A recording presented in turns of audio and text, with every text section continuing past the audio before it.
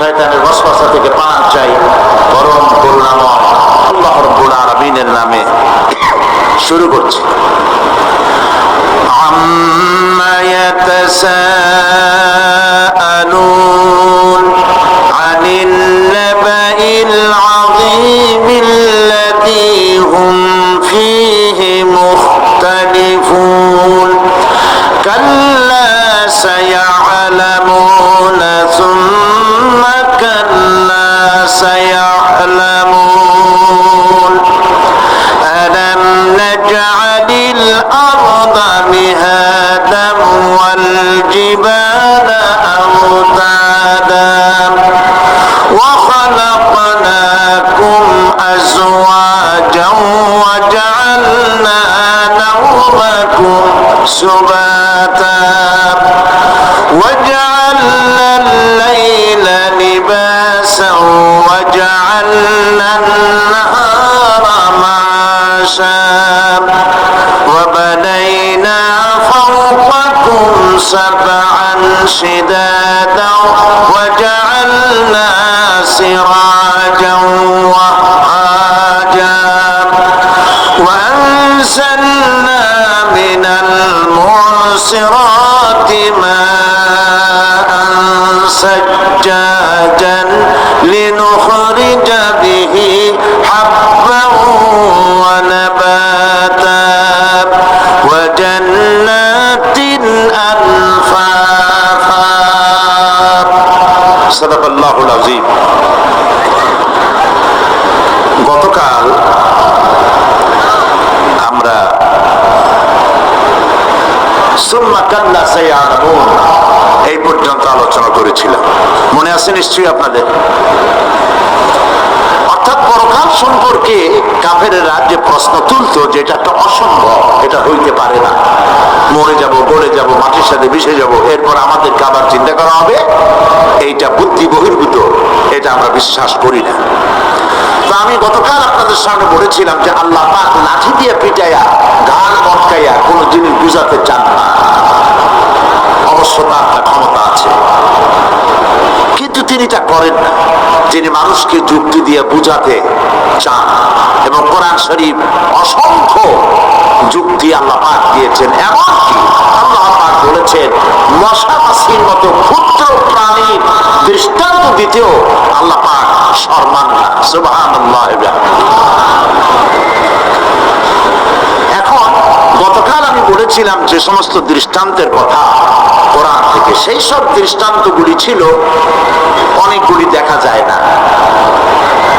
আমি আজকে যে আয়াতগুলি তেলাওয়াত করেছি এই আয়াতগুলির মধ্যে দেখা দৃষ্টান্তগুলি আল্লাহ চোখে দেখা দৃষ্টান্তগুলিকে আঙ্গুল দিয়ে দেখাচ্ছেন যে দেখো এইগুলি যে আল্লাহর পক্ষে সম্ভব, তিনি তোমাকে মৃত্যুর পরে জিন্দা করাও তার জন্য সম্ভব। সেজন্য তিনি বলছেন আলাম নাজআলিল আরদা মিহাদান ওয়াল জিবালা আওতাদা।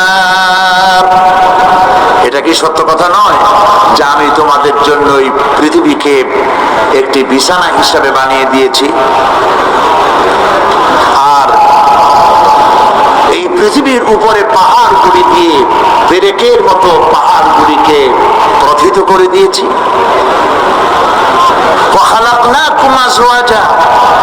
এবং পৃথিবীর মানব বংশ অথবা যে কোনো প্রাণী এবং জন্তুর বংশ বৃদ্ধির জন্য তোমাদের স্ত্রী জাতীয় এবং পুরুষ জাতীয় জোড়ায় জোড়ায় সৃষ্টি করেছি।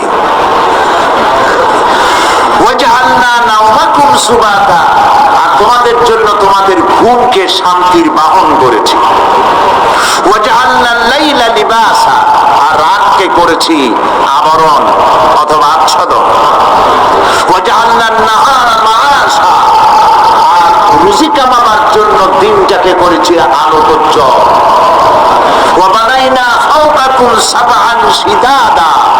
আর তোমাদের উপরে 7টি মজবুত আকাশ স্থাপন করেছি।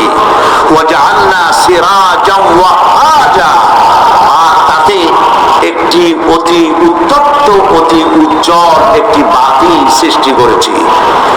وأنزلنا من المعصرات ماء ثجاجا, এবং উত্তর দেশ থেকে অবিশ্রান্ত বিরাম ভাবে বৃষ্টি বর্ষণ করি। কেন? লিনুখরিজা বিহি হাব্বান ওয়া নাবাতা, যাতে করে শস্য, শাক, সবজি, উদ্ভিদ আর নিবিড় বাগান সৃষ্টি করতে পারি। ব্যাস, এই ছিল তেলাওয়াতকৃত আয়াতের শাব্দিক তর্জমা। আসুন এবার ব্যাখ্যায় চলে যাই। আমি গতকাল বলেছি, মনে হয় আপনাদের মনে আছে, যে আমরা যেহেতু সময় 5 দিন, আমরা ধীরে ধীরে ঘরোয়া পরিবেশের মতো করে আলোচনা করবো ইনশাআল্লাহ, যাতে করে প্রত্যেকটি কথা আমরা বুঝতে পারি আর আমরা পকেটে করে নিয়ে বাড়ি যেতে পারি, হৃদয় গ্রথিত করে জীবনের পরতে পরতে তা আমল করতে পারি। আল্লাহ যেন তৌফিক দেন, বলে না আমি। আল্লাহ পাক বলছেন, দেখো এই পৃথিবীটাকে, এই জমিনটাকে একটি বিছানা হিসাবে আমি বিছায় দিয়েছি, শান্তিময় আবাস ভূমিতে পরিণত করে দিয়েছি এই পৃথিবীটাকে। আল্লাহ পাক বলছেন,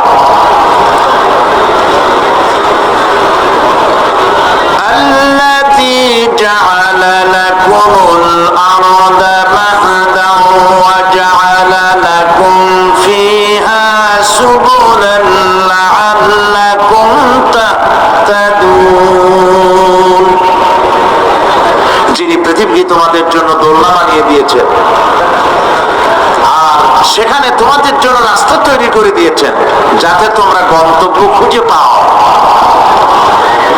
সূরা নাবার মধ্যে আল্লাহ পাক পৃথিবীকে বলেছেন বিছানা, আর সূরা যখরুফের মধ্যে বলেছেন দোলনা। পৃথিবীটাকে আল্লাহ কি বললেন? দোলনা। দোলনার মধ্যে শিশু যেমন শান্তিতে ঘুমায় থাকে, এই পৃথিবীটাকে তোমার জন্য শান্তিতে ঘুমাবার জন্য, চলাফেরা করার জন্য আমি এই পৃথিবীকে শান্ত করে দিয়েছি। সুবহানাল্লাহ। এবং গন্তব্যের জন্য, যাতায়াতের জন্য আমি রাস্তা বানিয়েছি। আপনি বলবেন রাস্তাগুলি তো আমরা বানাইছি, গম দিয়ে, ইট দিয়ে, পাথর দিয়ে। হ্যাঁ, আপনি বানাতে পারেন, রাস্তা আপনি বানাতে পারেন, কিন্তু যখন আপনারা কেউ বানান নাই, তখন এই পথগুলি আল্লাহরই বানানো ছিল। বিশেষ করে পাহাড়ি এলাকায়, পাহাড়ি এলাকায় কোন গভর্নমেন্ট গিরিপথ তৈরি করেছে বলেন তো দেখি? কে বানিয়েছে? আল্লাহ তৈরি করেছে। এই পথ তৈরি করেছে যাতে তোমরা তোমাদের গন্তব্যে পৌঁছতে পারো। মহা শূন্যে ভাসমান এই পৃথিবী, এই পৃথিবীটাকে আল্লাহ পাক আরামের জায়গা বানিয়েছেন, অথচ এই পৃথিবীর মধ্যে আছে কি তা কি আমরা জানি? এই পৃথিবী নামক গ্রহটি, এটি প্রতি ঘন্টায় 66,600 মাইল বেগে পৃথিবীটা ছুটে চলছে, বন্দুকের গুলির মতো। প্রতি ঘন্টায় 66,600 মাইল গতিবেগে পৃথিবী চলছে।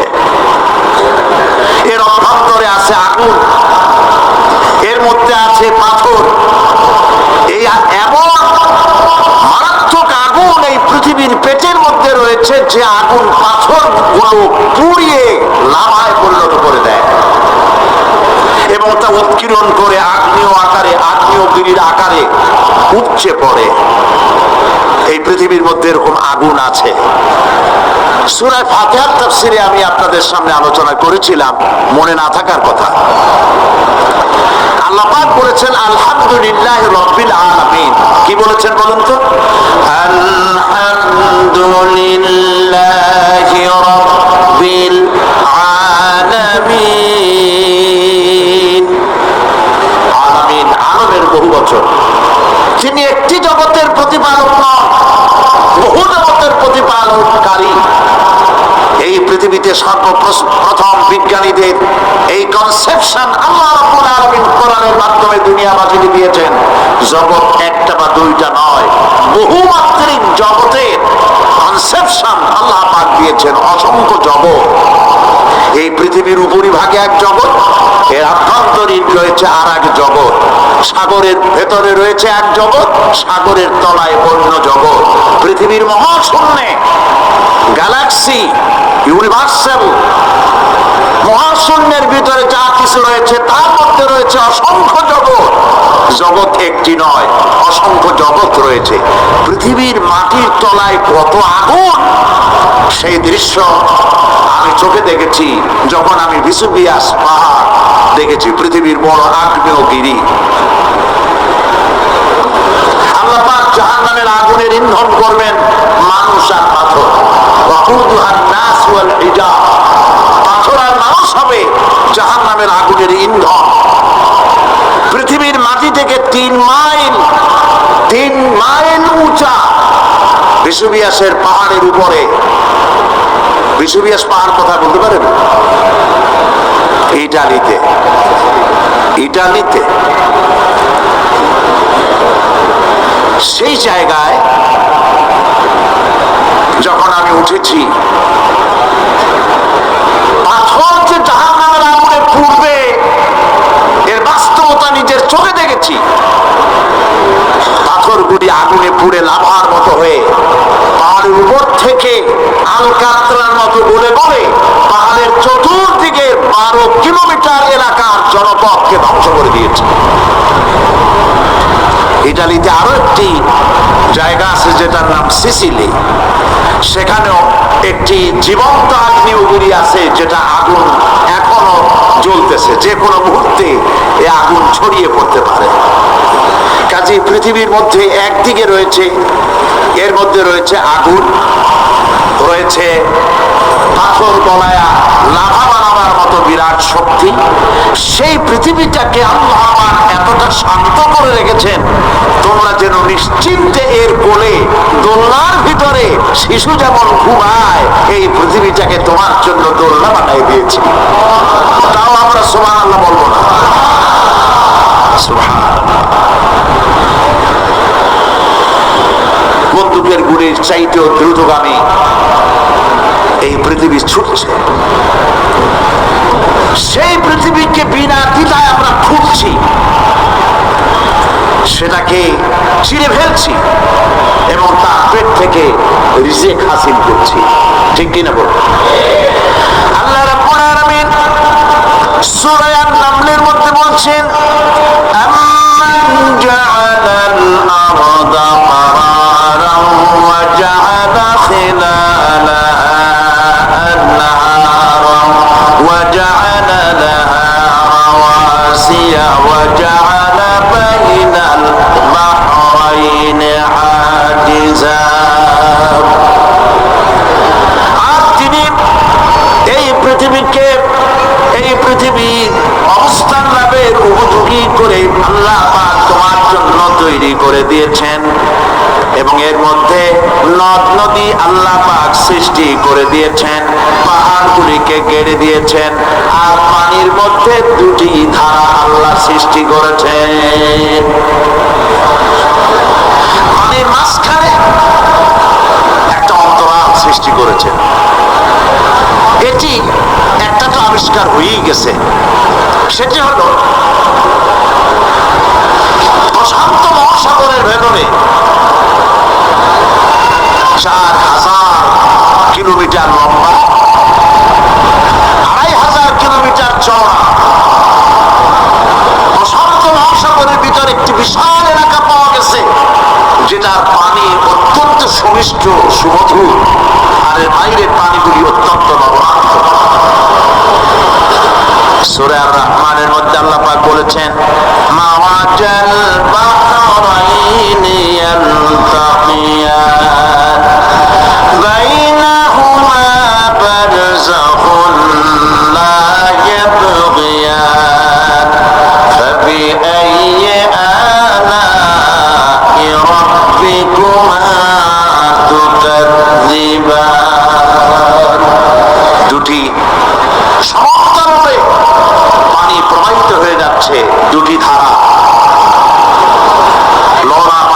মিষ্টি পানিকে নোনা বানাতে পারে না, মিষ্টি পানি নোনা পানিকে মিষ্টি বানাইতে পারে না, মাঝখানে কোনো পার্টিশন নাই। সুবহানাল্লাহ। আমার দেশের পদ্মা গঙ্গা যমুনা মেঘনা এর মিষ্টি পানিগুলি ভাটি এলাকারে বঙ্গোপসাগরের নোনা পানির মধ্যে ছুটে যায়। আমার জোয়ারের টানে বঙ্গোপসাগরের মুক্তিটা হয়ে যায়, এমন নোনা পানি মিষ্টি দরিয়ার মধ্যে এসে ঢুকে যায়। কিন্তু বঙ্গোপসাগরের নোনা পানি মিষ্টি পানিকে নোনা বানাতে পারে না। আবার নোনা পানি গুলি মিষ্টি এলাকায় গিয়ে মিষ্টিরও খারাপ বানাইতে পারে না। আল্লাহ রাব্বুল আলামিন বলেন, এগুলি আমার আইন, মানে কার আইন? আফাগায়রা দীনিল্লাহি ইয়াবগুন ওয়া লাহু আসলামা মান ফিস সামাওয়াতি ওয়াল আরদি তাওআন ওয়া কারহা। আকাশে আর জমিনে যা কিছু আছে সব আনুগত্যের মস্তককে আমার সামনে অবলম্বন করে দিয়েছে। সুতরাং আমার আইন মানে চাঁদ সূর্য গ্রহ নক্ষত্র আইন মানে কার? চিল্লায় বলুন। আল্লাহ পাক এই পৃথিবীকে সুন্দর করে সাজিয়ে দিয়েছে। এর মধ্যে তিনি মাঝে মধ্যে এই পৃথিবী একটু ভূমিকম্পন হয়, কিন্তু তা কোথাও কোথাও একসাথে না।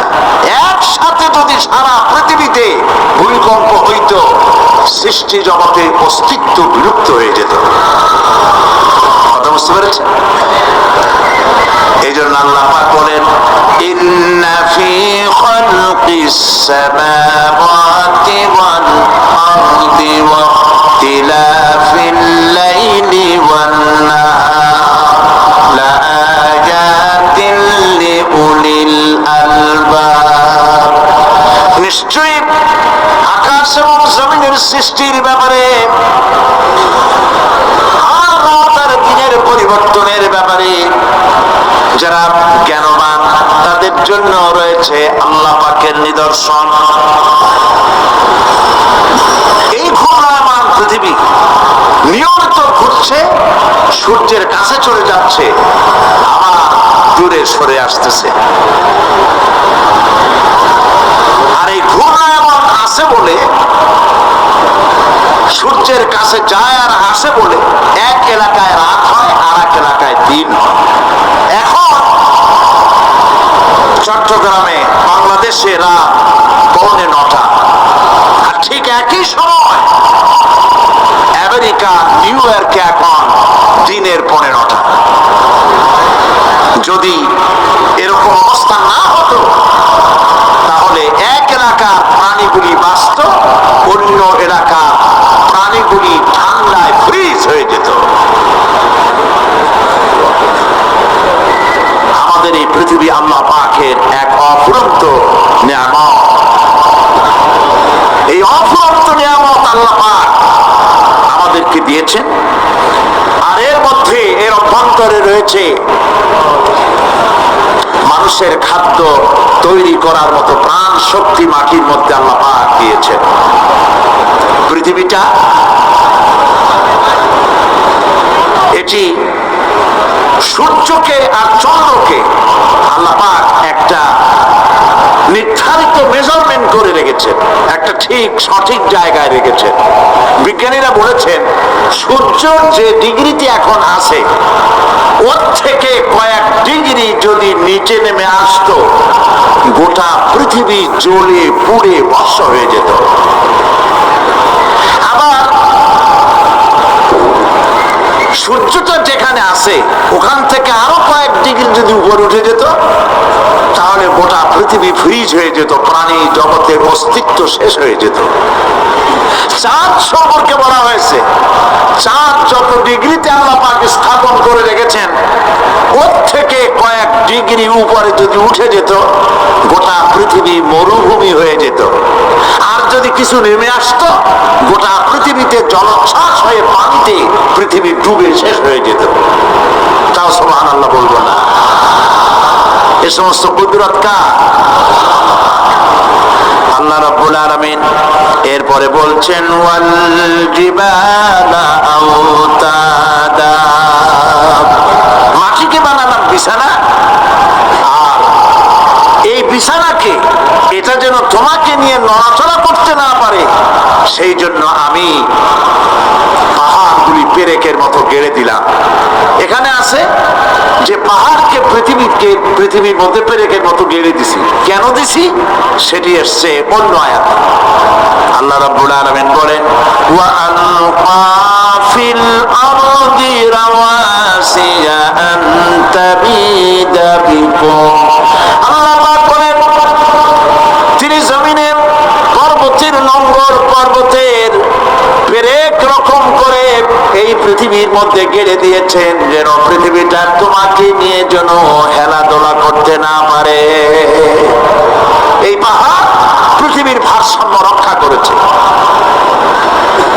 পাহাড়গুলি আজকে মানুষেরা কাটা শুরু করেছে। চিরগমে পাহাড় আছে না নাই? আছে কিনা? ইন্ডাস্ট্রি বানাবার জন্য, বাড়ি ঘর বানাবার জন্য পাহাড় যারা কাটছেন আত্মঘাতী কাজ করতেছেন। প্রকৃতির ভারসাম্য, এনভায়রনমেন্ট নষ্ট তো আমরাই করতেছি, ঠিক কিনা বলেন? কারা নষ্ট করতেছে? আমরা নিজেরাই করতেছি, আত্মঘাতী কাজ করছি। এই পৃথিবীতে কত পাহাড় দরকার, কত গাছ দরকার, কত পানি দরকার, সে কথা কে বলতে পারবেন? বলেন সবাই। আল্লাহ পাকের যা কিছু তিনি সৃষ্টি করেছেন সেগুলির উপরে হস্তক্ষেপ করা, কিছু কিছু জিনিসের উপরে হস্তক্ষেপ করা মারাত্মক আত্মঘাতী। পাহাড়গুলি দিয়ে এই সুউচ্চ পাহাড় শুধু খিল বানায় রাখছেন আল্লাহ, পেরেক বানায় রাখছেন, শুধু তাই নয়, এই পাহাড়ের উপরে পানি জমে থাকে বরফ হইয়া। আমরা যখন প্লেনে যখন যাই, ঢাকা এবং চিটাগং যে ফ্লাইটগুলি আসা যাওয়া করে, এগুলি 9,000, 10,000, 11,000 ফিট দিয়ে উচ্চতায় উড়ে আসে। কিন্তু আমরা যখন ইন্টারন্যাশনাল ফ্লাইটে উড়ি তখন সেগুলি চলে 35 থেকে 40,000 ফিট পর্যন্ত উচ্চতায় উড়ে যায়।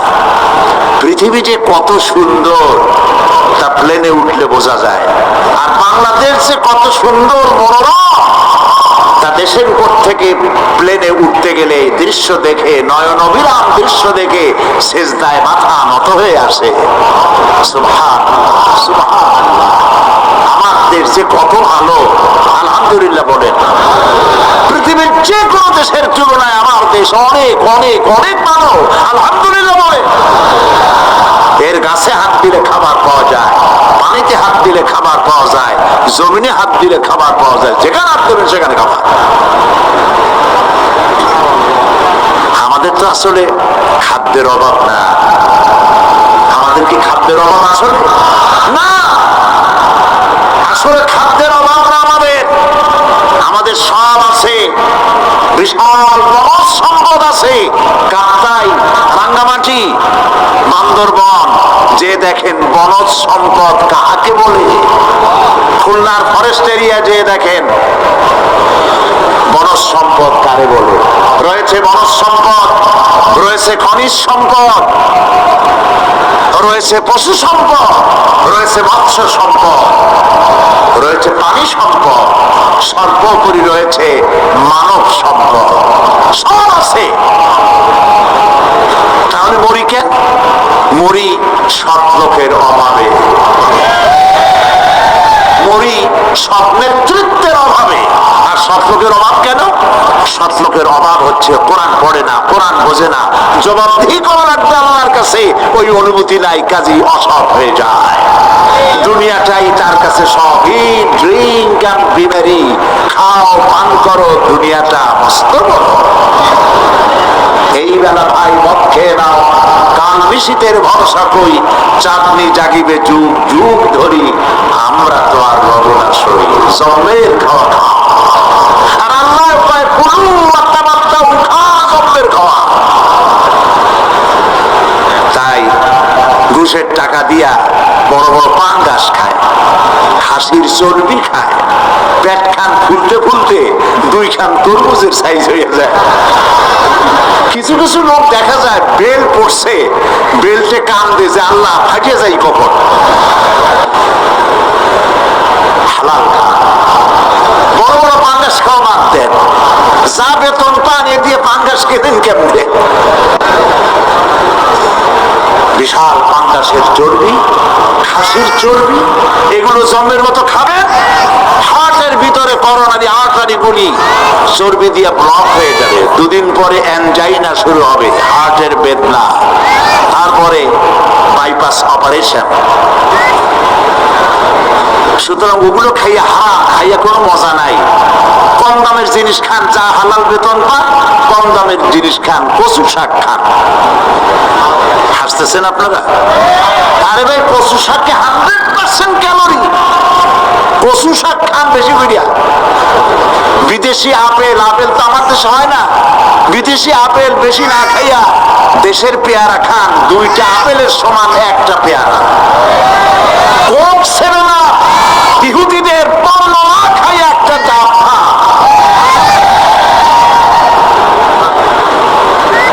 আর বড় সাইজের পাঙ্গাস না খাইয়া চেনা, পুঁটি, মলা, ডলা, কাসকি, আর কি কয় বল, কি ময়না, টিয়া, মূল্যা, মৌলা সাহায্য করে না আমাকে, মূল্যা, মূল্যা, তারপরে লজ্জা, এগুলো খান। কি হবে? এগুলোর মধ্যে রয়েছে ফসফরাস, খাইলে পরে চোখের দৃষ্টি বাড়তে থাকবে, হার্ট অ্যাটাক করবে না, স্বাস্থ্য ভালো হবে। স্বাস্থ্য ভালো হওয়ার অর্থ পেটটা বিশাল আকারে হওয়া না, পেটটা ছোট হওয়া, সিনাটা চওড়া হওয়া, এইটার নাম স্বাস্থ্য ভালো। সেই জন্য আল্লাহ রাব্বুল আলামিন এই পৃথিবীতে মানুষগুলিকে সুন্দর করে সৃষ্টি করে তার খাওয়া, চলা ফেরা, ওঠা বসা সবকিছুকে একটি নিয়মতান্ত্রিক পদ্ধতিতে পরিচালিত করেছেন। এটা বুঝতে পারে কল্যাণ, না বুঝলে অকল্যাণ। তো আমি বলতেছিলাম, আমি পয়েন্ট ভুলে যাইনি, পাহাড়ের উপর দিয়ে পাঙ্গাস মাছ পর্যন্ত আসছি। আসল বক্তব্য ছিল পাহাড়, আসল বক্তব্য ছিল কি, প্লেনে ওড়ার সময় দেখেছি রাশিয়ার উপর থেকে যখন উড়ে যায়, টার্কি, ইটালি, আফ্রিকা দেশসমূহের উপর দিয়ে যখন উড়ে যায়, তখন দেখতে পাই নিচে পাহাড়ের মাথাগুলি সাদা ধপধপ করছে। প্রথমে তো বুঝি নাই যেগুলি কি, পরে জিজ্ঞেস করে জেনেছি। যখন প্রথম বিদেশে গেছি তখন বুঝি নাই, তারপরে বুঝতে পারলাম এ হলো আল্লাহ পাকের সেই কথা যে পাহাড়ের উপরে আমি পানি জমায় রাখি। এই জমাকৃত পানি সূর্যের তাপে গলাইয়া পাহাড় থেকে পাদদেশে নামাইয়া ফসল উৎপাদিত করি, যেখানে বৃষ্টি সম্ভব নয়। মানে বৃষ্টি যেখানে যাওয়ার প্রয়োজন নাই, সম্ভব নয় তা না, আল্লাহর কাছে অসম্ভব কিছু নাই। কিন্তু কোথাও আল্লাহ পাক বৃষ্টি দিয়ে দেন, কোথাও সাগরের পানি, কোথাও খালের পানি, কোথাও নদীর পানি, কোথাও পাহাড়ের পানি দিয়ে এভাবে ব্যবস্থা করে দেন। এনভায়রনমেন্ট এগুলি নষ্ট করে ফেলছে। একটা দেশ আছে যার নাম, একটা মহাদেশ যার নাম অ্যান্টার্কটিকা। এই অ্যান্টার্কটিকা মহাদেশে কোনো মানুষ নাই, আছে শুধু পেঙ্গুইন। পেঙ্গুইন সাদা বডি, তার উপরে কালো একটা কোটের মতো গায়ে দেওয়া, পেঙ্গুইন, আর কিছু নাই, শুধু বরফ আর বরফ। এগুলি জমা করে রাখার মধ্যে রয়েছে আল্লাহ পাকের বিশেষ কুদরত, যা আল্লাহ পাক মানুষের জন্য তৈরি করে রেখেছেন। মানুষ বুঝতে পারে না। এনভায়রনমেন্ট নষ্ট করে ফেলার পরে এই বরফগুলি গড়ে যাচ্ছে, নষ্ট হয়ে যাচ্ছে। আল্লাহ পাক এই পৃথিবীর ভারসাম্য কিভাবে রক্ষা করেছেন তার বিজ্ঞান ভিত্তিক আলোচনা এই পরিবেশে স্বল্প সময় সম্ভব নয়। তবে আপনারা জানতে পারবেন কিভাবে, আমি বলে দেব ইনশাআল্লাহ। এরপরে আল্লাহ পাক বলছেন, ওয়া খালাকনাকুম আজওয়াজা, আর এই পৃথিবীর বংশধারাকে, সৃষ্টি ধারাকে ঠিক রাখার জন্য আমি তোমাদেরকে জোড়ায় জোড়ায় সৃষ্টি করেছি। সুবহানাল্লাহ।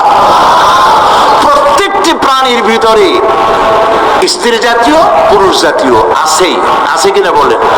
এমন একটা নাম কোন যেখানে শুধু পুরুষ, নারী নাই, স্ত্রী জাতীয় নাই?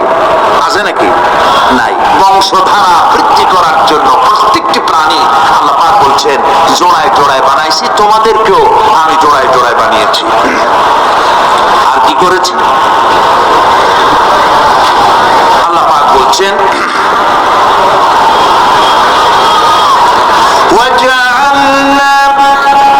وجعلنا نومكم سباتا। একদিকে তো জোড়ায় জোড়ায় বানালাম পুরুষ এবং স্ত্রী। এই পুরুষ আর স্ত্রী সৃষ্টি করার ভিতরে রয়েছে আল্লাহ পাকের নিদর্শন। কার নিদর্শন বলুন?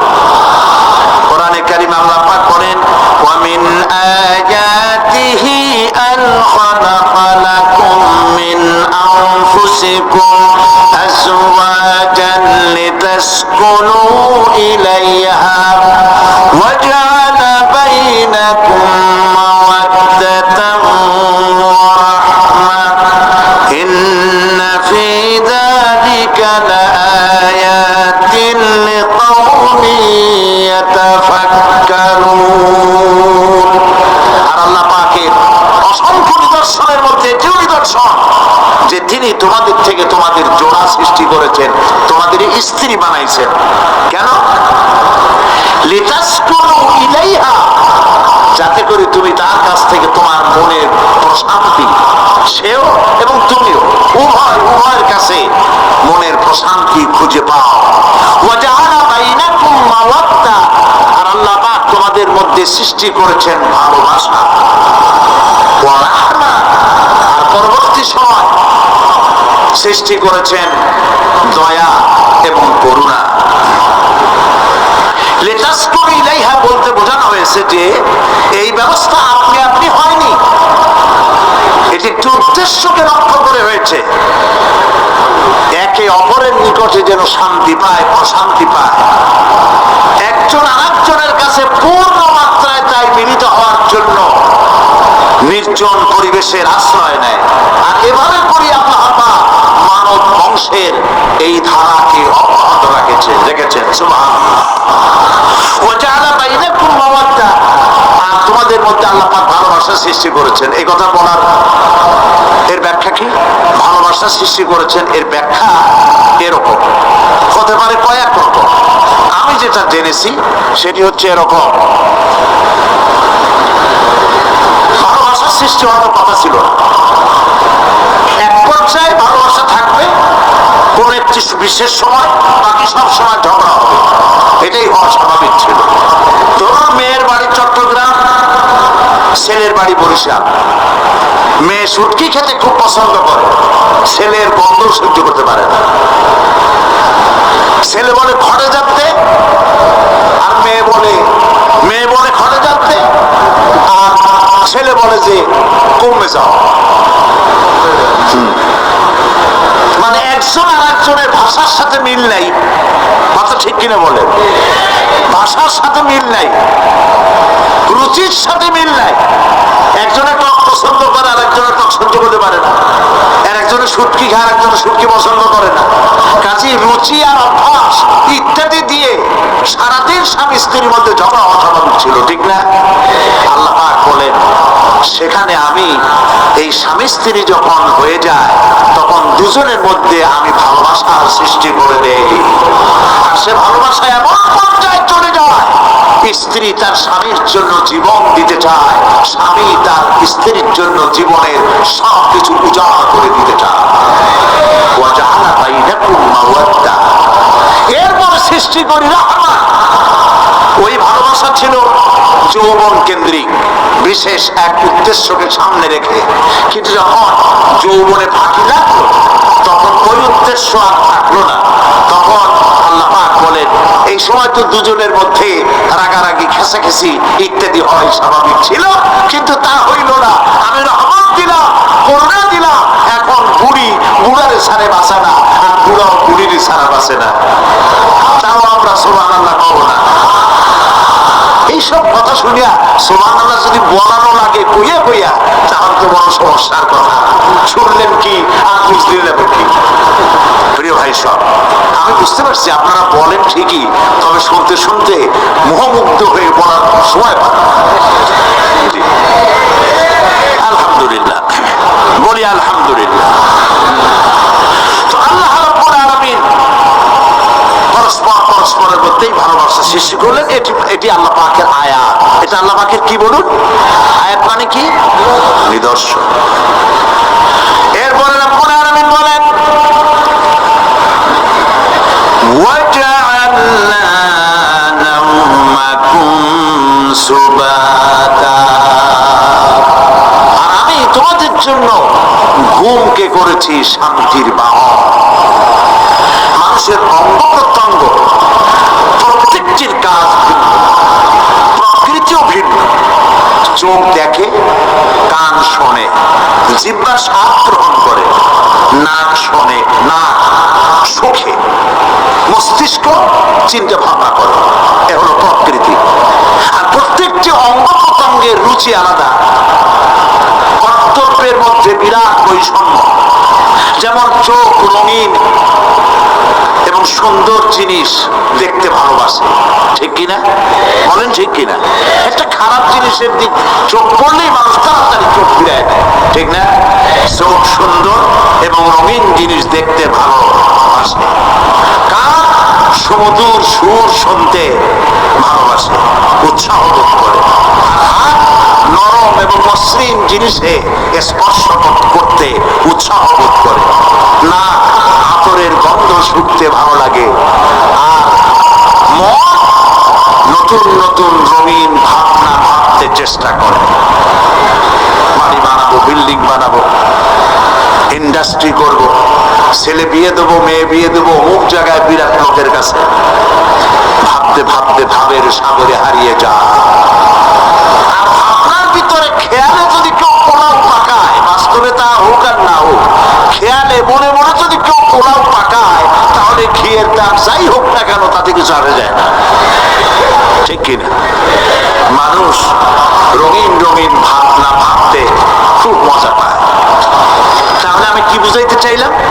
চোখের কাজ, নাকের কাজ, মুখের কাজ, কানের কাজ, মনের কাজ, প্রত্যেকটি অঙ্গ প্রত্যঙ্গের ভিন্ন ভিন্ন কাজ আছে, ভিন্ন ভিন্ন রুচি আছে।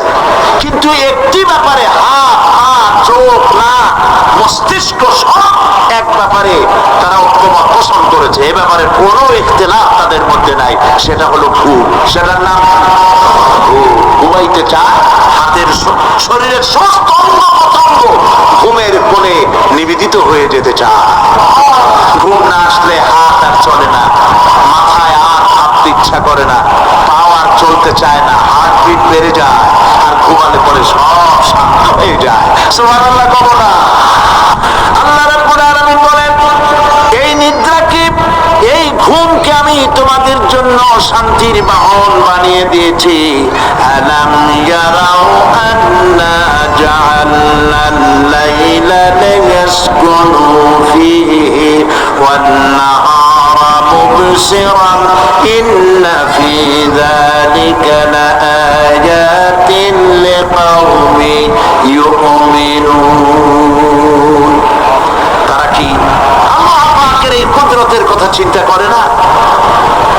যে আমি রাতের আঘাত দিয়ে ধরনীর বুক ছেদে, দিনের উজ্জ্বলতা, কোলাহল, গাড়ির আওয়াজ, আওয়াজ হচ্ছে, কলকারখানার আওয়াজ হচ্ছে, সূর্যের বিরাট তাপ, ঘুম আসে না। সারাদিন কাজ করার পর শরীরের আরাম দেওয়ার জন্য রাতের একটি কালো চাদর পৃথিবীর উপরে আমি বিছায় দেই।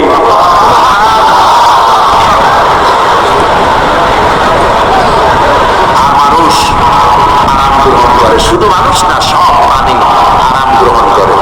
সুবহানাল্লাহ। এবং এরপরে দিনের আলো দিয়ে উদ্ভাসিত করি, যেন বিশ্রামের পর নতুন করে আমার কাজের সমস্ত উদ্দীপনা নিয়ে নতুন করে কাজে ঝাঁপিয়ে পড়তে পারে। কয়েক ঘন্টা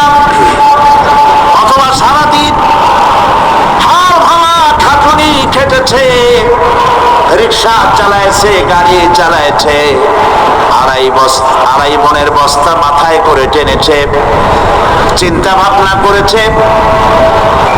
এরপরে যখন এই লোকটি কয়েক ঘন্টা মাত্র নিদ্রা গেল, আরাম পেল, মস্তিষ্ক হালকা হয়ে গেল, হার্টবিট কমে গেল, হাতের পায়ের কর্মোদ্দীপনা বেড়ে গেল, নতুন করে আবার কাজ করার জন্য সুযোগ এসে গেল। দুনিয়ার মানুষকে কর্মক্ষম রাখার জন্য আল্লাহ পাক ঘুমকে বানিয়েছেন নিয়ামত। সুবহানাল্লাহ। ওয়া মিন আয়াতিহি মানামুকুম বিল-লাইলি ওয়ান-নাহারি ওয়াবতিগাউ মিন ফাদলিহি। আল্লাহ পাক বলেন, তোমাদের রাত আর দিনের বেলায় নিদ্রা যাওয়া, এবং এটাই হচ্ছে তার অনুগ্রহ। রাত আর দিনের নিদ্রা যাওয়ার পরে আমার অনুগ্রহ অর্থাৎ রিজিক তালাশ করার জন্য শরীরের ভিতরে, মনের ভিতরে, হাত পায়ের মধ্যে কর্মের উদ্দীপনা আমি তোমাদের দিয়ে দেই। মহাবিজ্ঞানী আল্লাহ রাব্বুল আলামিনের এই বিশাল কুদরত এবং দয়া, যে মানুষকে তিনি ক্লান্তি দূর করার জন্য তিনি ঘুম দিয়েছেন, আলহামদুলিল্লাহ বলি। অনেক মানুষ আছে ঘুমাইতে পারে না, ঘুমাবার জন্য ফেনার গান খায়, ঘুমাবার জন্য ভেলিয়াম খায়, সিরাক্সিন খায়, রিল্যাক্সিন খায়, কত অক্সিজেন কত কিছু খায়, তারপরেও ঘুম আসে না। এই ঘুম যার আসে না, বিরাট নিয়ামত থেকে বঞ্চিত। ঘুম একটি নিয়ামত, আলহামদুলিল্লাহ বলি, আলহামদুলিল্লাহ বলি, বিশাল নিয়ামত ঘুম। আল্লাহ যে সমস্ত নিয়ামত আমাদের জন্ম থেকে শুরু করে এ পর্যন্ত বডির মধ্যে দিছেন, মৃত্যুর আগে আল্লাহ যেন একটিও কেড়ে না নেয়, বলি আমিন। আল্লাহ রাব্বুল আলামিনের পরে বলেন,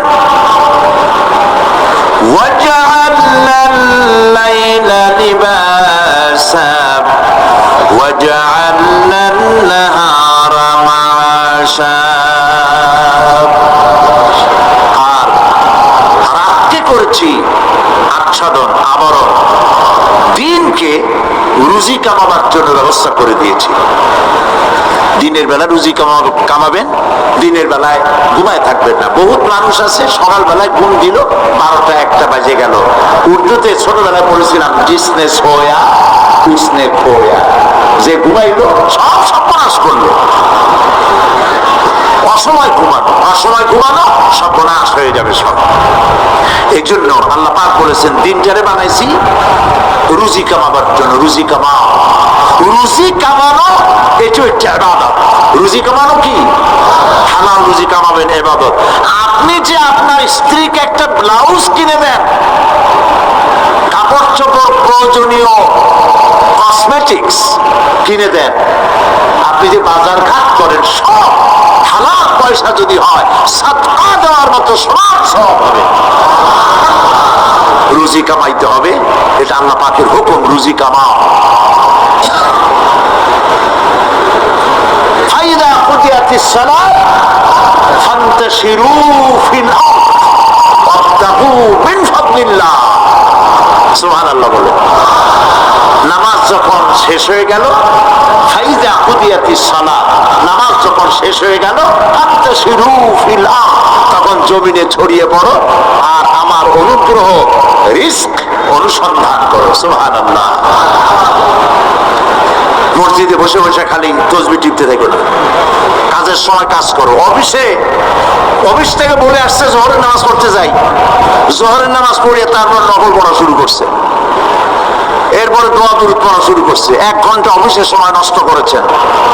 ফরজ নামাজ, সুন্নাত নামাজ পড়তে যতটুকু লাগবে, এর থেকে বেশি সময় নিলে বেতন হালাল হবে না।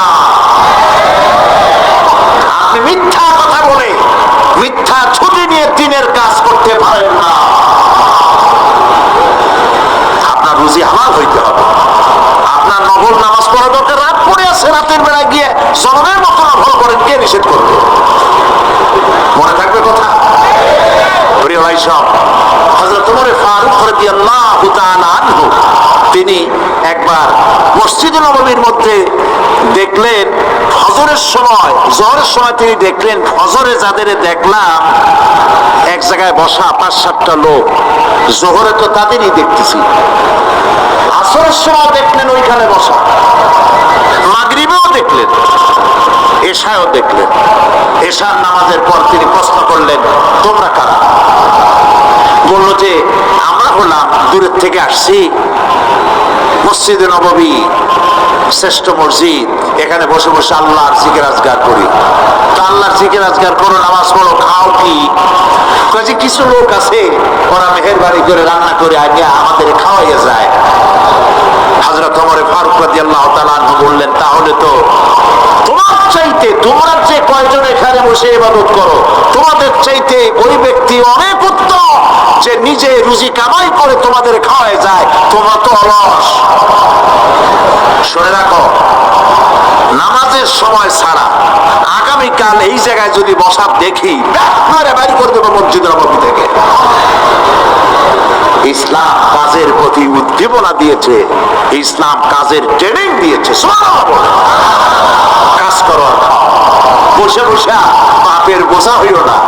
আমাদের দেশে বহু পোলাপান আছে বাপের হোটেলে খায় আর মসজিদে গিয়ে ঘুমায়, খুব সহজ কাজ।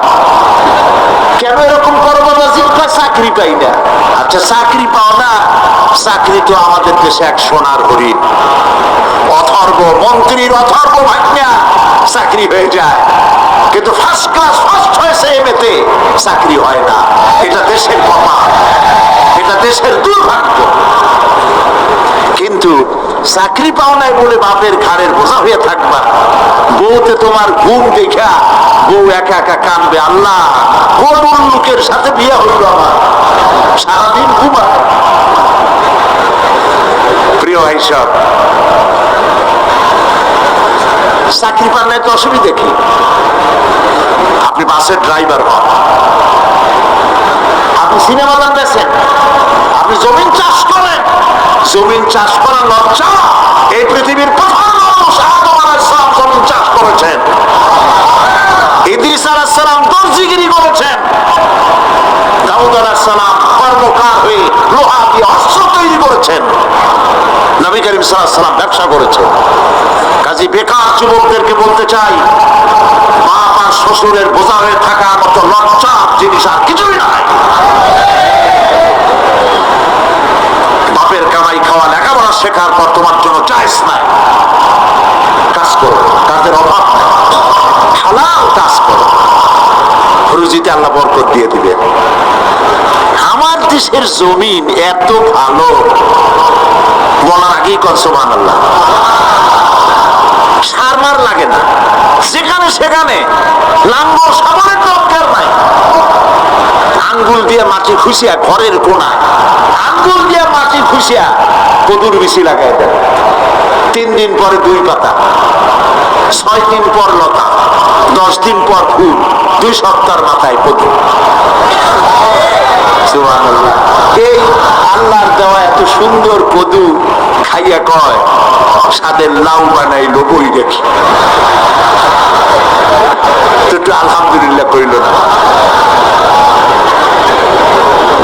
জমিন উর্বর। জার্মান থেকে এক কৃষি বিশেষজ্ঞ এসেছিলেন বাংলাদেশে, শুনেছিলেন এটা নাকি সোনার বাংলা। তো কেমন সোনার বাংলা দেখে আসি। তারপরে বাংলাদেশ ঘুরে ঘুরে দেশে গিয়ে রিপোর্ট করলো যে দেশটা সত্যিই ভালো, কোনো সন্দেহ নাই, কিন্তু চাষ হয় 3টা গরু দিয়ে, সামনের 2টাও গরু, পিছনেরটাও গরু। রাগ করতেছেন না তো? মন্তব্য আমার না, মন্তব্য বিদেশিদের। গরু বললো কেন পিছনটারে? এই জন্য বলেছে এমন সোনার মাটি, মানে মাটি এত ভালো, জমিন এত ফার্টাইল, এত উর্বর, যে থেকে সায়েন্টিফিক প্রসেসে তারা কৃষি উৎপাদন করতে পারে না। কারণ সব মূর্খ লোকেরাই চাষাবাদ করে, আর শিক্ষিত লোকেরা বসে থাকে কবে একটা শেয়ার পাবে, আর কলমের গুঁতা দিয়া গভর্নমেন্টের টাকা চুরি করবে। প্রিয় ভাই সব, চাঁদাবাজি করা যেমন গুন্ডামি, ফাইল আটকায় রেখে টাকা আদায় করা অফিসারদের জন্য তার চেয়ে বড় মাসলা।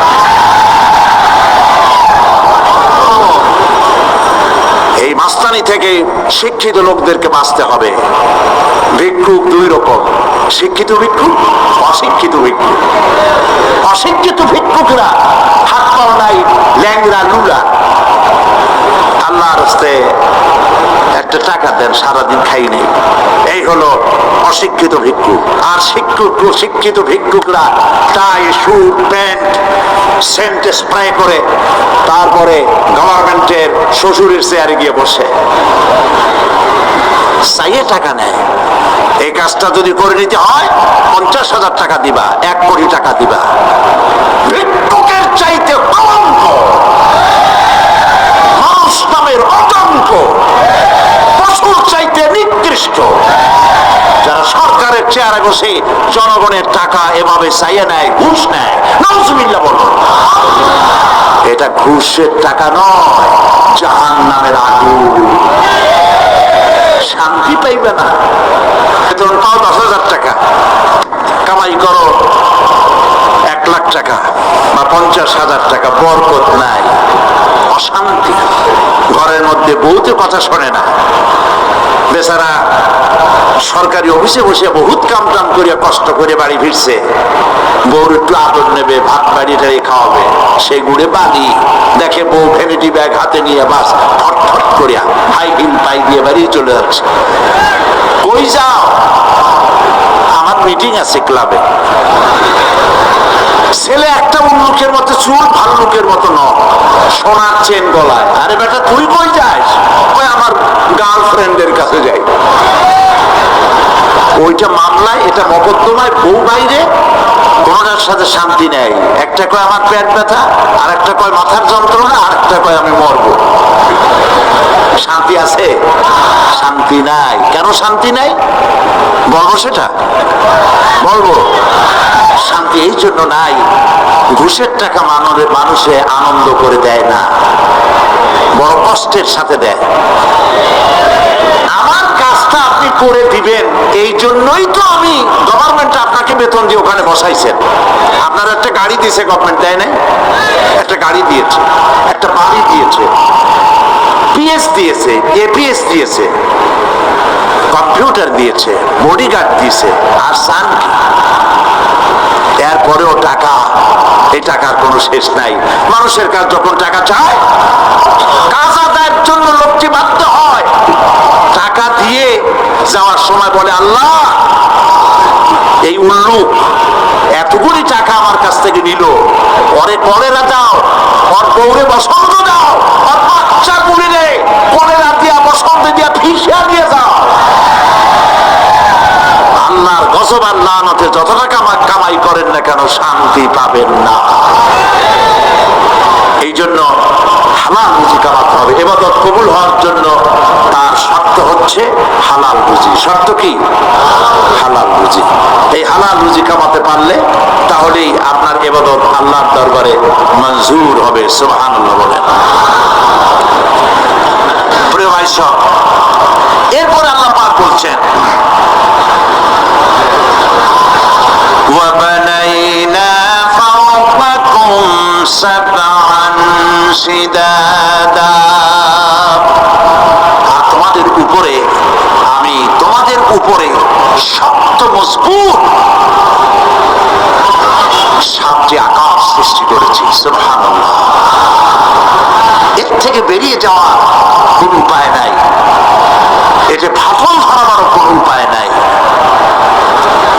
এবং এই আকাশটাকে আমি আবার সুন্দর করে সাজায় রাখছি। নয়নবিরাম দৃশ্য সার্বক্ষণিক ভাবে আমি রেখেছি। রাতের আধারে যা দেখা যায়, সেটা কি?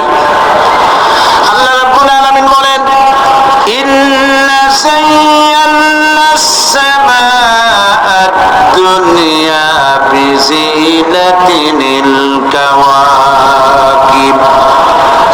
এই দুনিয়ার আকাশ খানিকে তারকা প্রদীপ দিয়া সাজায় রেখেছি, মনের মতো দেখো তুমি তাকাইয়া। সুন্দর করে আকাশকে সজ্জিত করে রেখেছি। আল্লাযী খালাকা সাবআ সামাওয়াতিন তিবাকা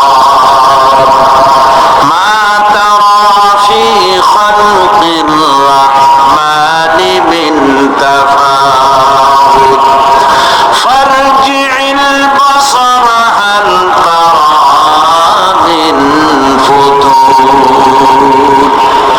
ক্ষমাশীল তিনি, সপ্ত আকাশ রচিলেন থরে থরে, কোন ত্রুটি হেরিবে না তার পূর্ণ সৃজন করে।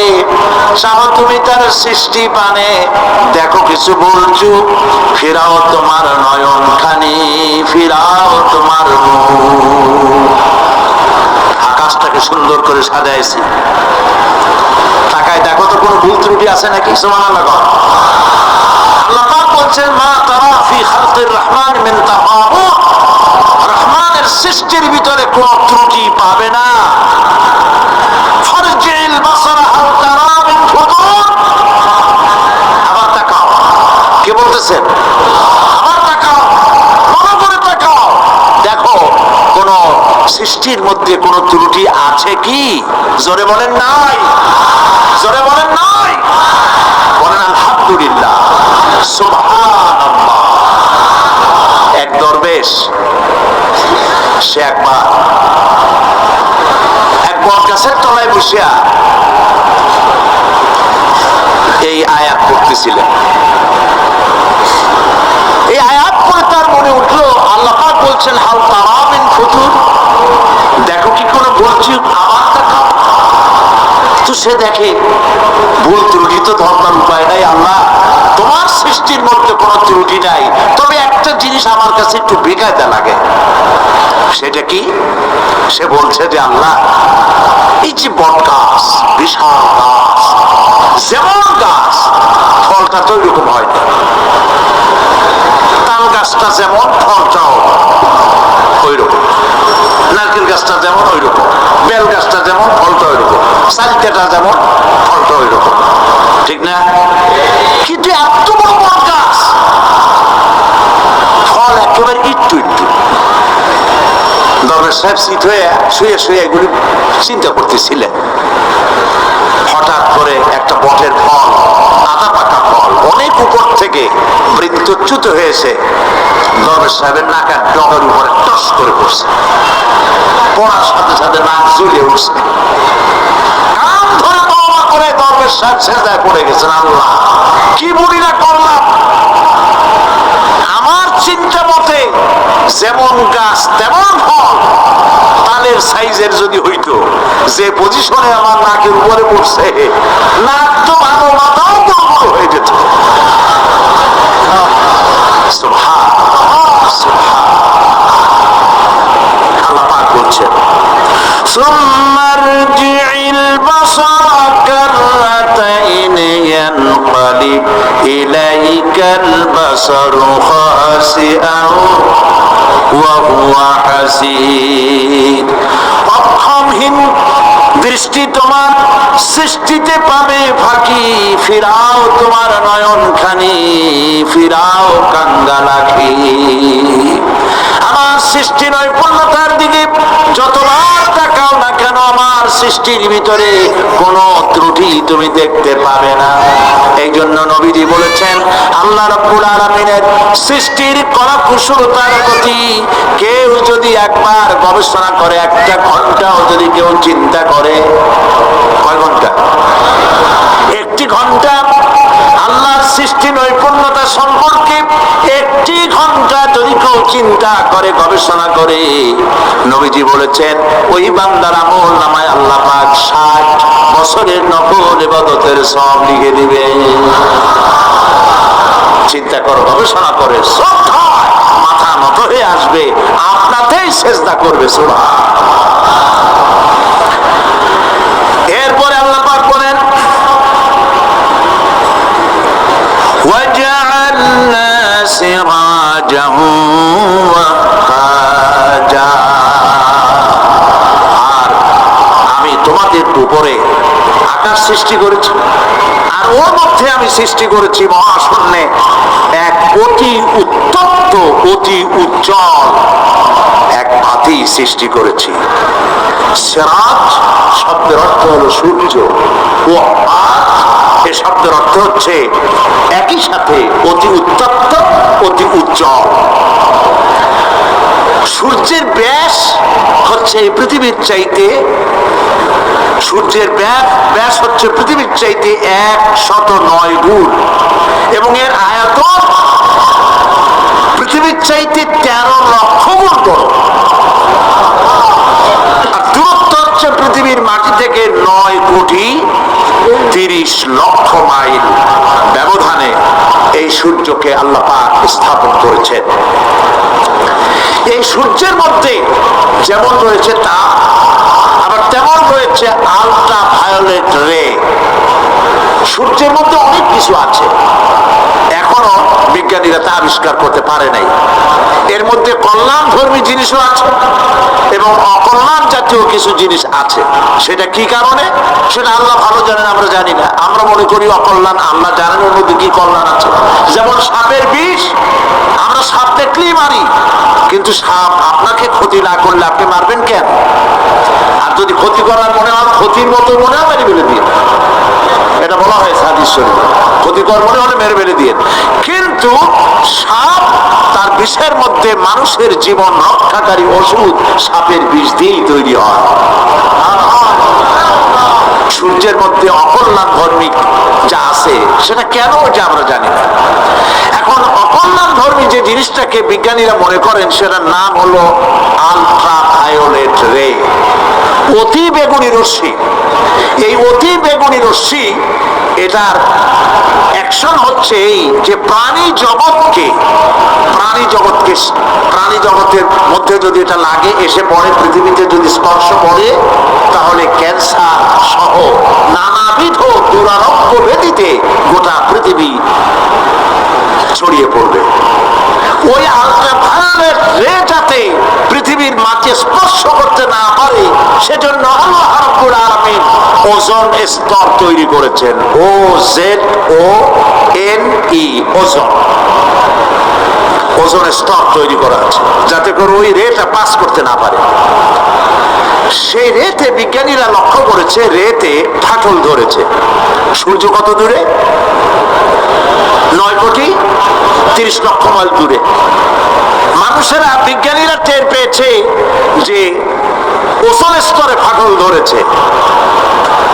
সুবহানাল্লাহ। আল্লাহ পাক বলছেন, ওমা উতিতু মিনাল ইলমি ইল্লা কালিলা, তোমাদেরকে খুব সামান্যতম জ্ঞান আমি দান করেছি। সামান্য জ্ঞান দিয়ে গেছে কদ্দুর দেখেন। সুবহানাল্লাহ বলেন। চিন্তায়, শ্রদ্ধায় মাথা নত হয়ে আসবে। এগুলি যদি হয় সাধারণ জ্ঞান, ছোট্ট জ্ঞান, সামান্যতম জ্ঞান, তাহলে আমার আল্লাহ সুবহানাহু ওয়া তাআলার জ্ঞান কত অসীম, কত অনন্ত, কত চিরন্তন। সুবহানাল্লাহ। সে আল্লাহ রাব্বুল আলামিন ওজোন স্তরকে রেখেছেন, ওটা ক্র্যাক করেছে। কেন ক্র্যাক করেছে? ক্র্যাক করেছে এনভায়রনমেন্ট নষ্ট করার কারণে। আমরা গাছ কেটেছি, যত গাছ কেটেছি তত গাছ লাগাইনি। টেলিভিশনে যে গাছ সম্পর্কিত যে বিজ্ঞাপনগুলি দেওয়া হয়, এগুলি নিছক কোন বিজ্ঞাপনের উদ্দেশ্যে বিজ্ঞাপন নয়, এগুলি বাস্তব। নবী করিম সাল্লাল্লাহু আলাইহি ওয়াসাল্লাম গাছ কাটতে নিষেধ করেছেন। প্রয়োজনে কাটুন, প্রয়োজনে, বিনা প্রয়োজনে আপনি গাছের পাতাও ছিঁড়বেন না, প্রয়োজনে গাছটাও কেটে ফেলতে পারেন। পাতা ছিঁড়বেন না কেন? যেহেতু প্রত্যেকটি পাতা আল্লাহ রাব্বুল আলামিনের জিকির করছে।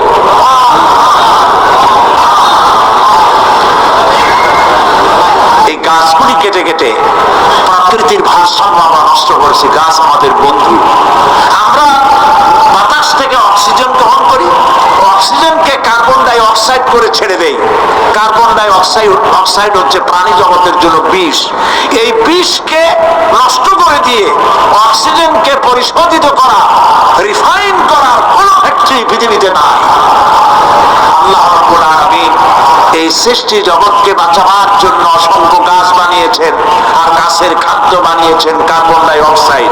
আমার জন্য যেটা বিষ, সেটা গাছের জন্য খাদ্য। গাছ সারা রাত খাইলো, দিনের বেলায় সূর্যের তাপে এই কার্বন ডাই অক্সাইড আর গাছের সবুজ রং, পাতার সবুজ রঙে মিলে এক প্রকারের রন্ধন ক্রিয়ার মধ্য দিয়ে কার্বন ডাই অক্সাইড আবার ফ্রেশ অক্সিজেন হয়ে পৃথিবীর প্রাণী জগৎকে বাঁচার জন্য পথ উন্মুক্ত করে দেয়। আল্লাহ সুবহানাহু ওয়া তাআলা তিনি বলছেন, এভাবে করে আমি এই সূর্যের তাপ দিয়ে পৃথিবীবাসীকে কল্যাণধর্মী হিসেবে সূর্যকে সৃষ্টি করেছি। এই সূর্যের তাপ এটি একটি বিরাট অগ্নিকুণ্ড, কোটি কোটি বছর ধরে ভূপৃষ্ঠে আলো এবং উত্তাপ ছড়িয়ে যাচ্ছে। সুবহানাল্লাহ বলেন। বলেন তো, পৃথিবীর সমস্ত আগুন সব যদি এক জায়গায় করা হয়, সূর্য এক সেকেন্ডে যে তাপ পৃথিবীতে দেয়, ওরকম এক সেকেন্ডের তাপ পৃথিবীর সব আগুন এক জায়গায় হইয়া সমভাবে সর্বত্র ছড়াতে পারবে কি? সুবহানাল্লাহ, কি কুদরত আল্লাহ পাকের। চৈত্র বৈশাখ মাসে আল্লাহ পাক সূর্যের তাপ এত তাপ দেন, মাথার ঘাম পায়ে পড়তে থাকে। লোকেরা বলে কাঁঠাল পাকা গরম, তাল পাকা গরম। চট্টগ্রামে বলে কিনা? আবার এখন জানুয়ারি মাস, এখন আল্লাহ পাকের এসি প্লান্ট আল্লাহ ছেড়ে দিয়েছে। সুবহানাল্লাহ, পৃথিবীর সমস্ত এসি প্লান্ট একসাথে ছেড়ে দেন, সারা পৃথিবী তো দূরের কথা, একটা জেলাও ঠান্ডা করতে পারবে না, একটা উপজেলাও ঠান্ডা করতে পারবে না।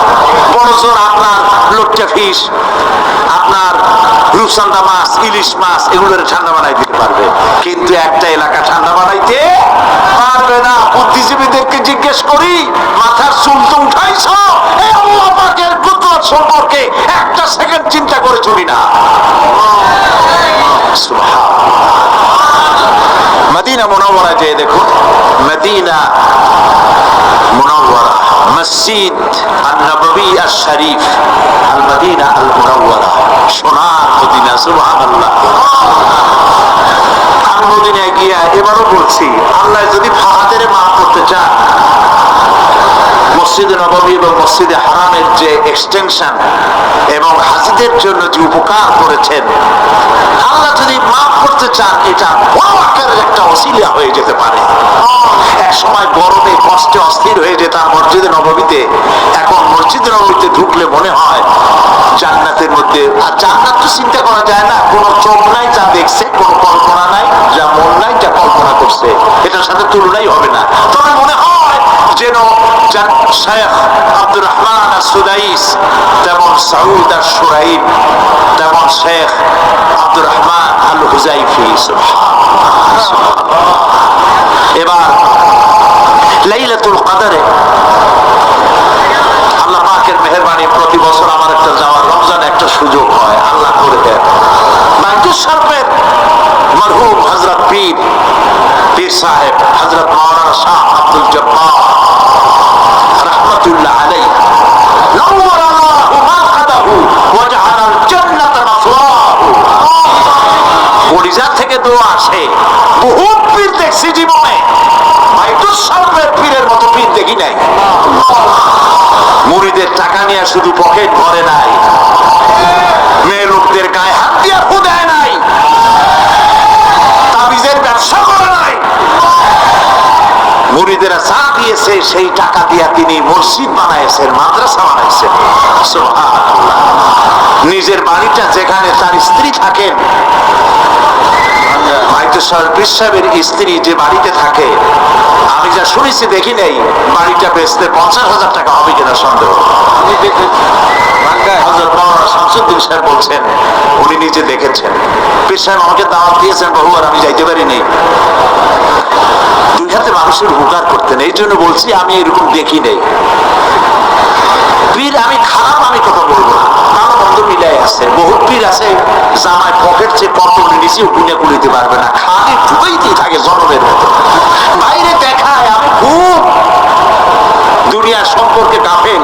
ঢাকায় যায় দেখবেন সুপার মার্কেট আছে, ট্রান্সপোর্ট বিজনেস আছে, আর বাইতুল সাহেবের পীর সাহেবের মধু বেচতেন আর আতর বিক্রি করতেন, মধু আর আতর। এগুলো দিয়ে তার জীবিকা নির্বাহ করতেন। সুবহানাল্লাহ। যাকাত সদকা টাকা পয়সা সমানে দিতেন। মাইতি সাহেবের কথা আসলো কেন? এই জন্য আসলো, ওই মদিনার কথা মনে পড়ায়। মাইতি সাহেবের জামাই মুর্তাজা এখানে ঢাকায় বাড়ি আছে। পীর সাহেব যখন ইন্তেকাল করেন তখন আমি মদিনা শরীফে ছিলাম। সে এসে আমাকে জড়ায় ধরে কাঁদতেছিল আর বললো যে আমার এক পা হারাইছি আর এক পা পেয়েছি। আমাকে জড়িয়ে ধরে কাঁদতে লাগলো। আমি ওই রাত্রে স্বপ্নে দেখলাম তাহাজ্জুদ পড়ে ঘুমিয়ে আছি মদিনার মুনাওয়ারায়, দেখতে পেলাম পীর সাহেব এসেছেন। আমি বেশ কিছু লোকজন নিয়ে বসা, পীর সাহেব এসে হাজির হয়েছেন। আমি দাঁড়িয়ে গেলাম, কোলাকুলি করলাম। তিনি বসলেন না, কোনো কথাও বললেন, শুধু যাওয়ার সময় বললেন আমাকে ভুলবেন না। আমি সত্যিই তাকে ভুলি নাই। কলিজার সবটুকু দরদ নিয়ে তার জন্য দোয়া আসে, যেহেতু তিনি মানবতার কল্যাণের জন্য কাজ করেছেন। তার জামাই মুর্তজা আমাকে মদিনা শরীফে থাকা, যাতায়াত ইত্যাদির ব্যবস্থা করেছিল, সেই জন্য কথাগুলি এলো। আমি দোয়া করি তার জন্য আল্লাহ পাক তাকে হালাল রুজি কামাবার তৌফিক দান করুন এবং মদিনা শরীফে থাকার জন্য আল্লাহ পাক ন্যাশনালিটি দান করে দিন। প্রিয় ভাই সব, এতগুলি কথা বলার কারণেই যে আপনাদের যখন টাকা পয়সা হবে, রমজানে যাবে, নবী করিম সাল্লাল্লাহু আলাইহি ওয়াসাল্লাম বলেছেন রমজান মুবারকে যে ব্যক্তি উমরা করলো সেজন্য আমার সাথে হজ আদায় করলো। মসজিদে হারামে এরিবে গত রাত্রে নামাজ যারা পড়েছেন, লাইলাতুল কদরে যারা এসেছিলেন, তাদের সংখ্যা 3 মিলিয়ন প্লাস, 30 লাখের উপরে। সর্বকালের হজের রেকর্ড ভঙ্গ করেছে। রাত 3টার সময় কিয়ামুল লাইল শেষ করে ইমাম সাউদ আশ-শুরাইব মুনাজাত শুরু করলেন। 35 থেকে 40 মিনিট মুনাজাত। হায়রে কান্না মানুষের, কাঁদতে কাঁদতে মানুষ হয়রান হয়ে যাচ্ছে, মসনুন দোয়াগুলো করছে। সেজন্য বলি, আল্লাহ যদি সুযোগ দেয় রমজান মুবারকে উমরা করবে, আল্লাহ যেন তৌফিক দেন, বলেন আমিন। আল্লাহ তার কুদরত দিয়ে এই পৃথিবীকে ভরে রেখেছেন, নিয়ামত দিয়ে ভরে রেখেছেন। মুসলমানদের জন্য সবচাইতে বড় নিয়ামত কোরআন শরীফ নিয়ামত, কাবা শরীফ নিয়ামত, মসজিদ আন-নববী আশ-শরীফ আল-মদিনা আল-মুনাওয়ারা। সুবহানাল্লাহ, সবাই বলেন সুবহানাল্লাহ। প্রিয় ভাই সব, রাত বোধহয় বেশি হয়ে যাচ্ছে, তো আমি যে পর্যন্ত পড়েছি তাতে আর 2টি আয়াত বাকি আছে, শেষ করে দেই। রাগ করতেছেন না তো? সুবহানাল্লাহ, বলি আলহামদুলিল্লাহ। আর 2টি আয়াত আছে।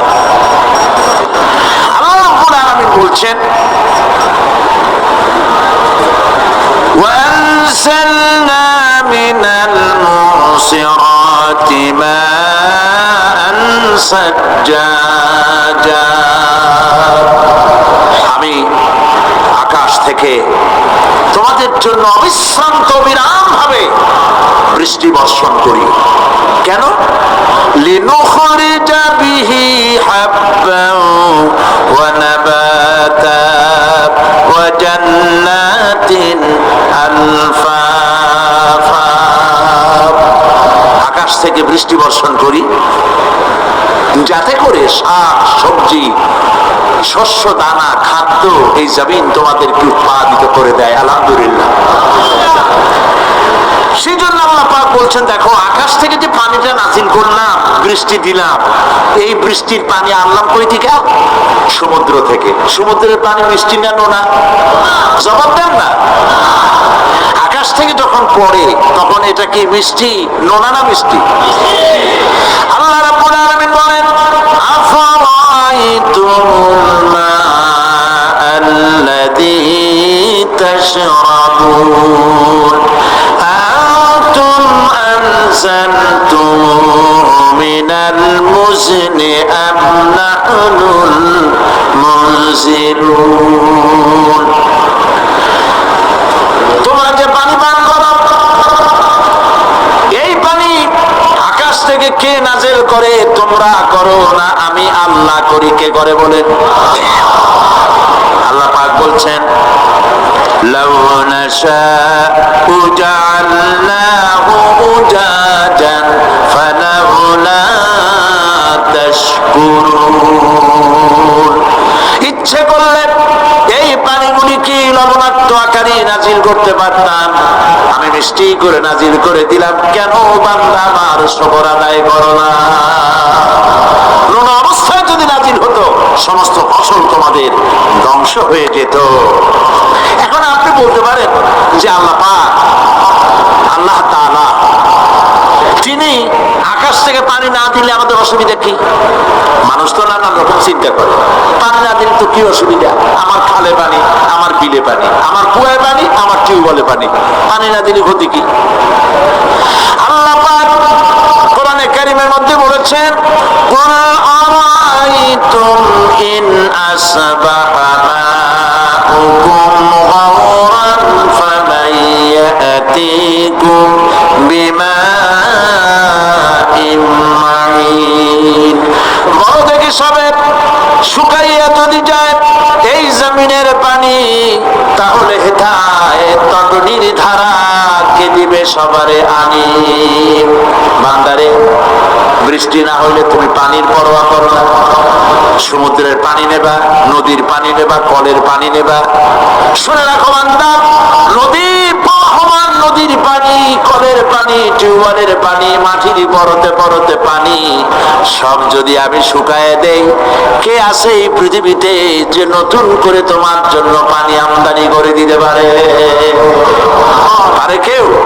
কেউ পারে না। এই পানি দিয়ে আমি তোমাদের জন্য ফসল ফলাই। লিনুখরিজা বিহি হাব্বান ওয়া নাবাতা। ইয়া আইয়ুহান নাসু যকুরু নি'মাতাল্লাহি আলাইকুম হাল মিন খালিকিন গায়রুল্লাহ। হে মানব সকল, স্মরণ করো আল্লাহ পাকের ওই নিয়ামতকে। ওই আল্লাহ ছাড়া তোমাদের কি এমন কেউ আছে? কোন আল্লাহ, কোন রিজিক দাতা? ইয়ারযুকুকুম মিনাস সামাই ওয়াল আরদ, যিনি আকাশ এবং জমিন থেকে তোমাদেরকে রিজিক দিতে পারেন? লা ইলাহা ইল্লা হুয়া, ওই আল্লাহ ছাড়া কেউ নাই। ফাআন্না তুফাকুন, যাও তো, কেন বিভ্রান্ত হও? আল্লাহ পাক আকাশ থেকে পানি দিলেন, জমিনের ফসল উৎপাদন করে দিলেন, আর এরপরে আল্লাহ পাক বলেন ওয়া জান্নাতিন আলফাফা, আর ঘন সন্নিবদ্ধ নিবিড় বাগান বানায় দিলাম। সুবহানাল্লাহ বলে। এখানে আল্লাহ পাক কি কি বললেন? শাক, লক্ষ্য করুন, শাক, সবজি, খাদ্যশস্য, উদ্ভিদ, এগুলো দিলাম, আর সাথে সাথে ঘন নিবিড় বাগান বানাইলাম। নিবিড় বাগান দেখছেন? দেখেন নাই, বোঝেন নাই, চাই দেখেন নাই, তা নয় দেখছেন। কক্সবাজার যাওয়ার সময় দেখেন না গাছের, রাস্তার দুই ধারে কত গাছ, দেখছেন কিনা? রাঙ্গামাটি যাওয়ার সময়, বান্দরবনে যাওয়ার সময় কার বাবা এই গাছগুলি লাগাইছে? কে লাগিয়েছে? আল্লাহ। চিল্লায় বলেন, কে লাগিয়েছে? পাহাড়ের গাছ কি আপনি লাগাইছেন? তো কথা কইতে পারলেন না কেন? কে লাগিয়েছে? সুন্দরবন ফরেস্ট এরিয়া দেখছেন কোনদিন? না দেখলে যাইয়েন, দেখে এসেন। বিশাল এরিয়া, বঙ্গোপসাগরের কিনারা দিয়া